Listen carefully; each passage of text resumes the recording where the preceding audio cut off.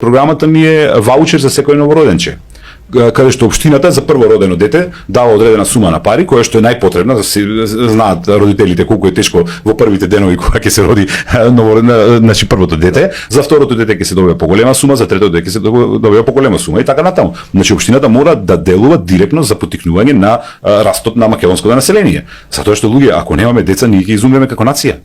Тоа е најважното. Малце ни бегаат во странство и уште тука ако не се создава нови поколенија, ние сме мртва нација.